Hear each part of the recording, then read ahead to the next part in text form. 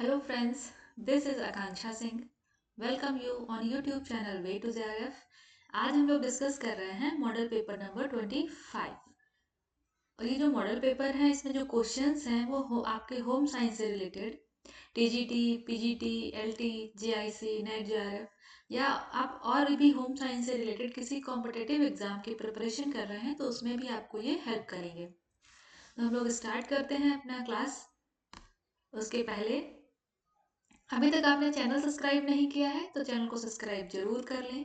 Class को like करें, अपने फ्रेंड्स के साथ शेयर करें और कमेंट करके बताएं कि आपको क्वेश्चंस कैसे लगे।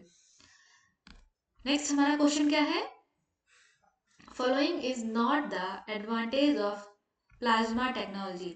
इनमें से जो ऑप्शंस दिए हैं इनमें से एक ऑप्शन है जो प्लाज्मा टेक्नोलॉजी का एडवांटेज नहीं है या प्लाज्मा टेक्नोलॉजी का फायदा नहीं है। और ये प्लाज्मा टेक्नोलॉजी किसमें यूज होती है? टेक्सटाइल इंडस्ट्री में। टेक्सटाइल इंडस्ट्री की अगर हम बात करें, टेक्सटाइल इंडस्ट्री में प्लाज्मा टेक्नोलॉजी जब यूज की जा रही है तो उसमें से कौन सा इसका एडवांटेज नहीं है? ऑप्शंस क्या हैं? Increase abrasion resistance, increase dyeing speed, assist bioscouring या गिव लिक्विड रेपेलेंसी। एक तो प्लाज्मा टेक्नोलॉजी अगर टेक्सटाइल इंडस्ट्री में यूज हो रहा है उससे क्या होगा, जो कपड़े में जो एब्रेशन रेसिस्टेंस है वो बढ़ेगा। एब्रेशन मतलब जब कपड़ा आपस में रगड़ रहा है तो रगड़ने से कपड़ा खराब नहीं होगा। देन इंक्रीज डाइंग स्पीड, जब कपड़े के ऊपर हम डाई करेंगे, कपड़े को डाई किया जाएगा तो उस पर कलर अच्छा आएगा।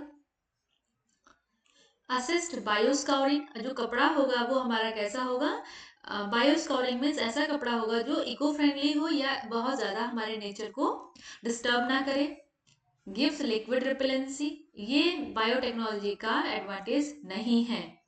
लिक्विड रेपेलेंसी मीन्स जैसे हम बोल सकते हैं वाटर रेसिस्टेंस हो, जो हमारे रेन क्लॉथ होता है या अम्ब्रेला होता है इस टाइप का, तो प्लाज्मा टेक्नोलॉजी में लिक्विड रेपेलेंसी नहीं होती है। तो ऑप्शन जो डी है ये प्लाज्मा टेक्नोलॉजी का एडवांटेज नहीं है। नेक्स्ट क्वेश्चन, सर्व शिक्षा अभियान प्रोग्राम वॉज इम्प्लीमेंटेड इन। जो सर्व शिक्षा अभियान है ये कब लागू किया गया था? सबसे पहले ये जो 6 to 14 ईयर के चिल्ड्रन हैं इनके लिए कॉम्प्लीमेंट्री एजुकेशन के लिए सर्व शिक्षा अभियान लाया गया था।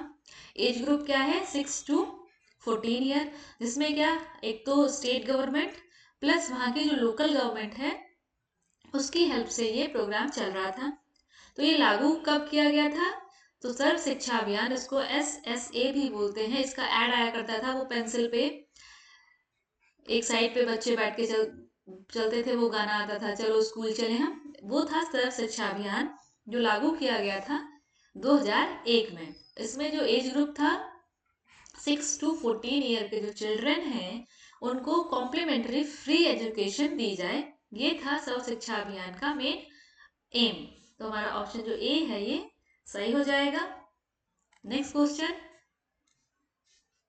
while washing cotton fabrics colour can be prevented from bleaching by using. जब कॉटन के कपड़े या कॉटन फैब्रिक को धोया जा रहा है तब उनमें से कलर निकलता है, तो उनको कैसे धोया जाए या उसमें क्या यूज किया जाए जिससे उसमें से कलर ना निकले? ऑप्शंस क्या है? Vinegar, common salt, sodium carbonate, Lissapol.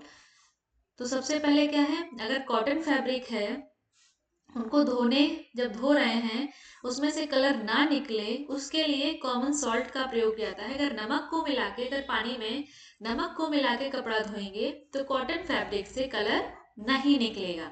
तो इसका आंसर तो हमारा हो गया कॉमन सॉल्ट। कॉटन फैब्रिक में सेलुलोजिक फैब्रिक। अब बचा कौन सा? हमारा जो प्रोटीन फैब्रिक है, प्रोटीन फैब्रिक में क्या आएगा? वूल है, दूसरा सिल्क है।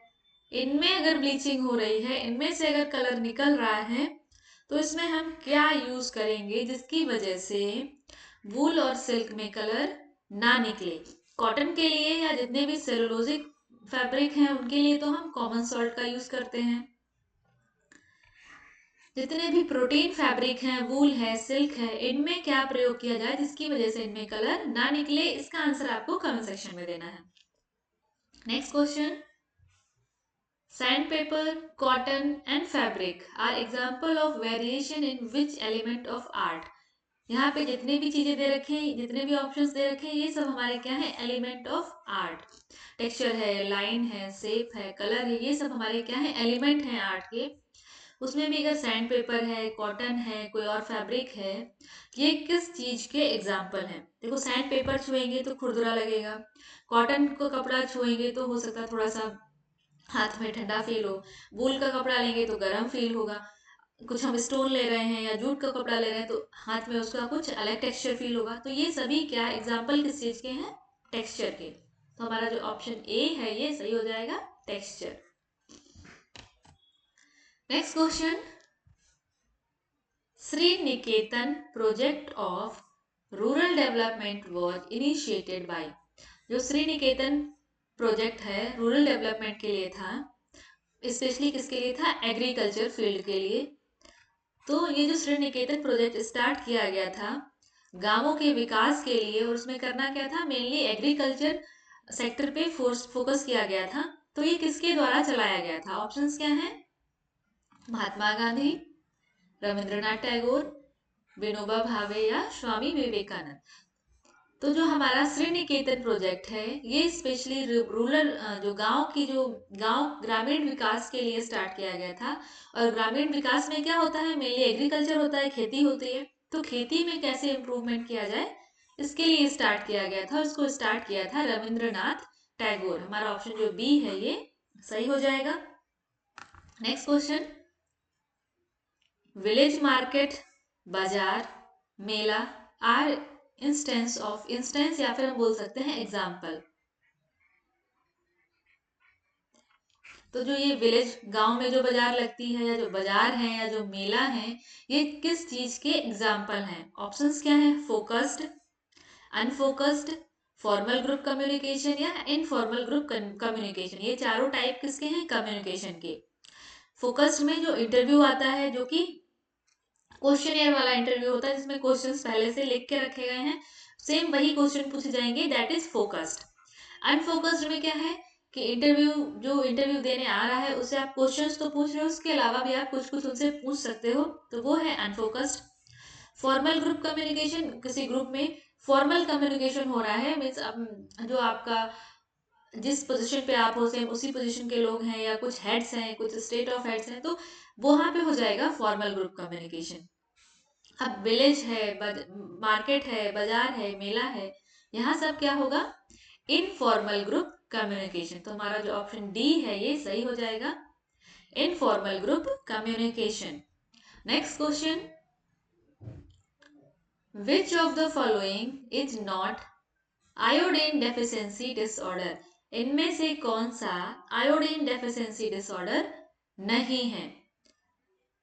ऑप्शंस क्या है? ग्वाइटर, स्टिलबर्थ, ऑस्टियोपोरोसिस या मेंटल रिटार्डेशन। आयोडीन की डेफिशिएंसी के जो डिसऑर्डर है वो है ग्वाइटर डिसऑर्डर है, ग्वाइटर को हम घेंघा बोलते हैं। स्टिलबर्थ, मेंटल रिटार्डेशन, ये सभी आयोडीन की डेफिशिएंसी के डिसऑर्डर हैं। बट जो ऑस्टियोपोरोसिस है ये विटामिन डी की डेफिशिएंसी से होता है। तो ऑस्टियोपोरोसिस जो है वो आयोडीन डिफिशिएंसी डिसऑर्डर नहीं है। तो हमारा ऑप्शन जो सी है ये सही हो जाएगा। Next question, the bran, the germ and the endosperm are the three parts of. जो ब्रान है, जर्म है, एंडोस्पर्म है, ये तीनों पार्ट किस चीज के हैं? ऑप्शंस क्या है? फ्रूट के हैं, kernel of serial grain, vegetable या नन, किसी का भी नहीं है। ब्रान मतलब जो ऊपर का छिलका है, जर्म जो यहाँ पे ये सीड है, एंडोस्पर्म उसके अंदर है। तो ये किस चीज के पार्ट्स हैं? ये कर्नेल ऑफ सीरियल ग्रेन। जो सीरियल ग्रेन होता है, बात करें आप अगर गेहूं है तो गेहूं के ऊपर का जो छिलका है उसको हम ब्रान कहते हैं, उसके अंदर गेहूं के हम जर्म कहते हैं, उसके अंदर यहाँ पे एक पार्ट है उसको हम एंडोस्पर्म बोलते हैं। तो kernel of the cereal grain, हमारा बी ऑप्शन जो है ये सही हो जाएगा। Next question, the symptoms of corneal xerosis is. जहां पे भी आपको जेरोसिस दिखे, जेरोसिस मीन्स ड्राई होना। कॉर्निया कहाँ होता है? आईज। तो कॉर्नियल जेरोसिस किसका सिम्टम है? कॉर्निया का ड्राई होना, that is dryness of cornea. तो हमारे ऑप्शंस क्या थे? वुंडन कॉर्निया, हाई ब्लड प्रेशर या ऑल ऑफ दिस। तो हमारे यहाँ पे आंसर सही क्या है? Dryness of cornea. जहां पे भी आपको जीरो दिखे या जीरोसिस दिखे, दैट मीन्स उसका होता है ड्राई। हमारा जो बी ऑप्शन है ये सही हो जाएगा। Next question, best bleach for wool is. ऊन के लिए बेस्ट ब्लीच कौन सा है? ऑप्शंस क्या है? Chlorine, calcium chloride, hydrogen peroxide या सोडियम क्लोराइड। वूल है, उसके लिए बेस्ट जो ब्लीच है वो है हाइड्रोजन पेरोक्साइड। ऑप्शन जो सी है ये सही हो जाएगा। नेक्स्ट क्वेश्चन, विच ब्लीचिंग एजेंट, कौन सा bleaching agent can be used safely both for vegetable and animal fibre. कौन सा ब्लीचिंग एजेंट है जो वेजिटेबल और animal fibre, vegetable means cellulosic, animal means protein fibre. Cellulosic में कॉटन आएगा, और अगर हम प्रोटीन की बात करें तो वूल हो गया, सिल्क हो गया। तो ऐसा कौन सा ब्लीचिंग एजेंट है, ऐसा कौन सा ब्लीच है, कॉटन, वूल, सिल्क या वेजिटेबल या एनिमल फाइबर सब पे यूज किया जा सकता है। तो हमारे पास ऑप्शंस क्या हैं? Hydrogen peroxide, oxalic acid, sunlight या ऑल ऑफ दीज। तो जो हाइड्रोजन पेरोक्साइड है ये एनिमल फाइबर हो या वेजिटेबल फाइबर हो, दोनों में यूज किया जाता है। तो ऑप्शन ए जो है ये हमारा सही हो जाएगा। Next question, nutritional adequacy of the diet is according to. जो हमारा न्यूट्रिशन है, हम कितना न्यूट्रिशन लेना चाहिए, कितना पोषण लेना चाहिए हमारी डाइट में, वो किसके अकॉर्डिंग होता है, वो या कितना न्यूट्रिशन हमको लेना है, कौन सी चीजें हैं जो ये निर्धारण करती हैं या निर्धारित करती हैं कि हमको कितना न्यूट्रिशन लेना चाहिए। ऑप्शंस क्या हैं? एज, जेंडर, एक्टिविटी लेवल या ऑल ऑफ दीज। तो डाइट का जो जो हमारा न्यूट्रिशन का निर्धारण होता है या पोषण का निर्धारण होता है, वो हमारी एज, जो भी व्यक्ति है उसकी उम्र क्या है, उसका जेंडर क्या है, मेल है फीमेल है, एक्टिविटी लेवल क्या है, मीन्स वो बैठ के काम करता है या बहुत ज़्यादा हैवी वर्क करता है। तो ये सभी चीज़ें न्यूट्रिशनल एडिक्वेसी को प्रभावित करती हैं या इनके अकॉर्डिंग न्यूट्रिशन डिफाइन किया जाता है। हमारे ऑप्शन जो डी है ये सही हो जाएगा, all of these. Next question, weight of infant become doubles. जो कोई छोटा बच्चा है, जो इन्फेंट है, उसका वजन जो है डबल कितने दिनों में हो जाएगा? नॉर्मल हमारा आइडियल क्या हम बोलते हैं, eight a time of birth जो बच्चा है उसका वजन 2.5 kg होना चाहिए मिनिमम। अब ये 2.5 kg, इसका जस्ट डबल 5 किलो, बच्चे का वजन जो है 2.5 से 5 किलो या उसका जस्ट डबल किस उम्र में हो जाएगा? तो ऑप्शंस क्या हैं? Birth to 4 month, in 6 month, in 8 month, in 1 year. अगर मान के चलो कोई बच्चा at a time of birth 3 kg के था, तो उसका जस्ट डबल कितना हो जाएगा? 6 kg।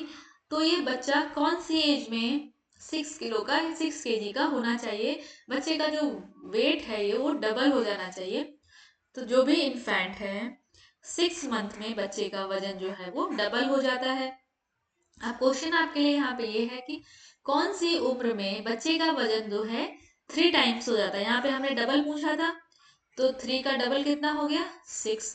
अब ये हम पूछ रहे हैं 3 टाइम, मतलब 3 का जो अगर बच्चा at a time of birth उसका वजन 3 किलो था, तो उसका वजन 9 किलो कब हो जाना चाहिए? जो हमने चाइल्ड डेवलपमेंट पढ़ा है उसके अकॉर्डिंग आइडियली 6 मंथ में बच्चे का वजन डबल हो जाता है, और कितने टाइम में बच्चे का वजन है ट्रिपल हो जाता है या 3 टाइम्स हो जाता है। तो दो क्वेश्चन आपके लिए हो गए। एक तो जो वूल है या सिल्क है, उनको जब हम धो रहे हैं तो इनको हम कैसे धोएं या इनमें क्या चीज मिला के धोएं जिससे इनका कलर ना निकले। दूसरा, अगर कोई इन्फेंट है उसका वजन 3 टाइम्स या ट्रिपल कब हो जाएगा, कौन सी उम्र में हो जाएगा? तो ये दो क्वेश्चन है आपके लिए, इनके आंसर आपको कमेंट सेक्शन में बताने हैं। Next question, why does a child get angry in childhood. कोई भी बच्चा अपने बचपन में या चाइल्डहुड में गुस्सा क्यों करता है? ऑप्शंस क्या है? By irritating, by comparing with others, by favouritism या ऑल ऑफ दिस। अगर बच्चे को बार बार इरिटेट किया जा रहा है तो बच्चा गुस्सा करेगा। बच्चे को बाकी लोगों के साथ कंपेयर किया जा रहा है तभी बच्चा गुस्सा करेगा। उसके सामने आप किसी और को फेवरेट बता रहे हो या आप उसको कंपेयर कर रहे हो किसी आ, उसकी मतलब कोई दूसरी चीज को आप बोल रहे हो कि आपको ये ज्यादा फेवरेट है तो बच्चे को गुस्सा आएगा। तो ऑल ऑफ दीज हमारा आंसर जो है ये करेक्ट हो जाएगा। Next question, what is the reason of disharmony in relationship. Relationship में अगर रिलेशनशिप है, हस्बैंड वाइफ है या कोई भी रिलेशनशिप है, उसमें डिसहार्मनी क्यों हो रही है या प्रॉपर जो रिलेशनशिप का बैलेंस है वो क्यों नहीं हो रहा है। ऑप्शंस क्या है, less communication, not understanding others emotions, stress with one other या ऑल ऑफ दीज। सिंपल सी बात, अगर कोई रिलेशन है वहां पे बातचीत नहीं हो रही है, कम बातचीत हो रही है, तब भी डिसहार्मनी होगी। एक दूसरे के इमोशंस को नहीं समझ रहे हैं तब भी डिसहार्मनी होगी। या एक दूसरे के साथ में स्ट्रेस है या कोई तनाव है तब भी डिसहार्मनी होगी। तो हमारा all of these is the correct answer हो जाएगा। नेक्स्ट, आपके लिए जो दो क्वेश्चन है, एक तो वूल या सिल्क या जो भी प्रोटीन फाइबर हैं उनको जब धोते टाइम उसमें क्या एजेंट मिलाया जाए जिसकी वजह से उसमें से कलर ना निकले। दूसरा, जो इन्फेंट है उसका वजन 3 गुना कितने टाइम में हो जाएगा या कौन सी एज में बच्चे का वजन जो है वो 3 गुना हो जाएगा। ये दो क्वेश्चन है आपके लिए, इसके आंसर आपको कमेंट सेक्शन में बताने हैं। और अभी तक चैनल आपके अगर सब्सक्राइब नहीं किया है तो चैनल को सब्सक्राइब जरूर कर लें और क्लास को अपने फ्रेंड्स के साथ शेयर करें, लाइक करें और कमेंट करके बताएं आपको क्वेश्चंस कैसे लगे। और साथ में जो दो क्वेश्चन आपके लिए थे उनके आंसर भी आप कमेंट सेक्शन में बताइए। मिलते हैं नेक्स्ट क्लास में, तब तक के लिए wish you all the very best, good luck.